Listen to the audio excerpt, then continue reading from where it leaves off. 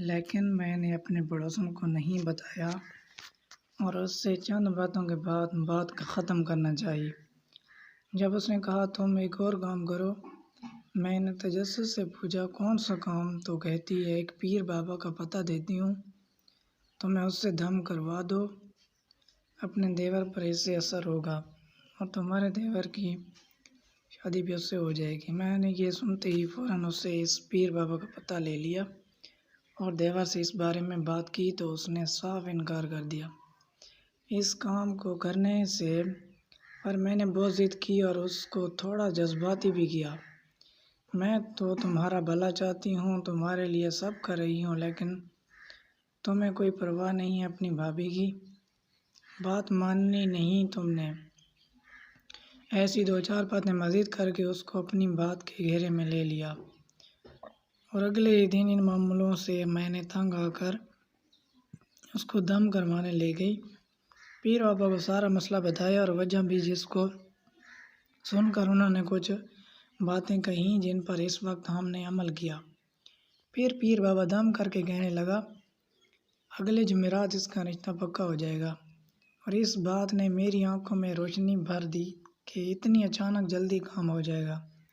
مجھے تو معلوم ہی نہیں تھا۔ میں نے تو حیرت کے سمندر میں ڈوبتے ہوئے بے یقینی کا اظہار بھی کر دیا۔ اس پر پیر بابا کچھ ناراض سے ہو گئے تو میں نے کسیانی میں ہو گئی۔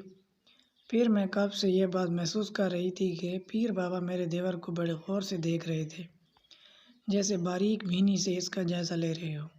اس کے بعد انہوں نے میرے دیور سے اپنا فون نمبر مانگا، جبکہ رابطے کے لیے میں نے اپنا فون نمبر دینا چاہا کہ ان سے میں رابطے میں رہوں گی، کیونکہ میرے دیور کو اس سب سے کہاں دلچسپی تھی۔ وہ اس سے رابطے میں رہتا اور اس کے بتائے کام پر عمل کرتا۔ پر میری حیرت کی انتہا نہ رہی جب پیر بابا نے کہا تم اپنا فون نمبر نہیں دو، اپنے دیور کا دو، مجھے اس کا چاہیے۔ میں نے سہولت سے پیر بابا کے ناراض ہونے کے ڈر سے بات کو سنبھال کر پھر سے اپنا نمبر دینا چاہا تاکہ دیور بھی ناراض نہ ہو۔ پھر پیر بابا نے سختی سے منع کر دیا اور کہا کام کروانا ہے تو جو میں کہوں وہ کرنا ہوگا، جس کا یہ مسئلہ ہے اسی کا فون نمبر مجھے چاہیے، اسی سے رابطہ رکھنا ہے میں نے، کیونکہ کچھ معاملات ایسے ہیں جن کا تم لوگوں کو علم نہیں۔ پیر بابا کی بات پر میں نے اپنے دیور کو التجائی نظروں سے دیکھا تو اس نے نہ چاہتے ہوئے بھی میری بات مان کر اپنا فون نمبر پیر بابا کو دے دیا۔ اس کے بعد جو خوشی و رونق میں نے پیر بابا کے چہرے پر دیکھی تو مجھے اس خوشی کی اصل وجہ سمجھ نہیں آئی کہ اس میں تو عام بات ہے، ہزاروں لوگ ان سے کام کروانے آتے ہوں گے اور ہزاروں سے وہ اس طرح بات کرتے ہوں گے، فون نمبر لیتے ہوئے ہوں گے، پر یہاں جو ان کی میرے دیور سے فون لیتے وقت مسرت و خوشی تھی وہ مجھے تھوڑا سوچنے پر مجبور کر رہی تھی کہ ایسا کیوں ہے۔ میں دیور کو وہاں سے لے گئی اور یہاں وہاں اس کے لیے رشتہ دیکھنے لگی، کیونکہ جمعرات تک کہا تھا پیر بابا نے، تو میں بھی جلدی کرنے لگی اور اپنے دیور کے لیے دوسرے رشتے دیکھنا شروع کر دیے۔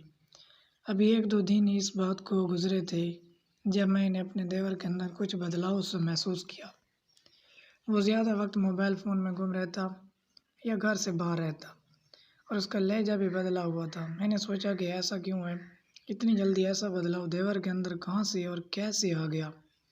یہاں میں اس کے لیے رشتہ دیکھ رہی تھی، جب اس سے اس بارے میں بات کرتی تو وہ ٹال مٹول کر دیتا، اور میں نے پھر اس بارے میں اپنے شوہر سے بات کی، ان کو اپنے دیور کے اس بدلاؤ کا بتایا تو انہوں نے بھی حیرت کا اظہار کر کے دیا۔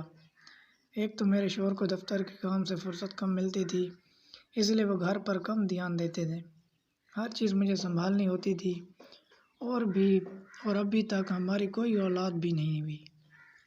مجھے اولاد کا بہت شوق تھا، روز دعائیں کرتی تھی اس کے لیے، اور مجھے امید تھی کہ میرے یہاں بھی اولاد ہوگی۔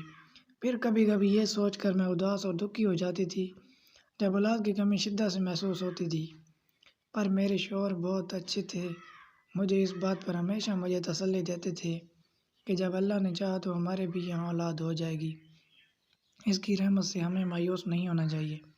تو بس میں اسی امید پر بیٹھی تھی کہ مجھے یہ رحمت بھی ضرور ملے گی، بس جلد یاد پر وقت کا دیر کوئی تعین نہیں تھا کہ کب، پر خیر اس وقت میں نے شوہر کو کہا کہ آپ نظر رکھیں دیور پر، کہ وہ باہر کہاں زیادہ وقت گزار رہا ہے اور کس کے ساتھ ہوتا ہے۔ مجھے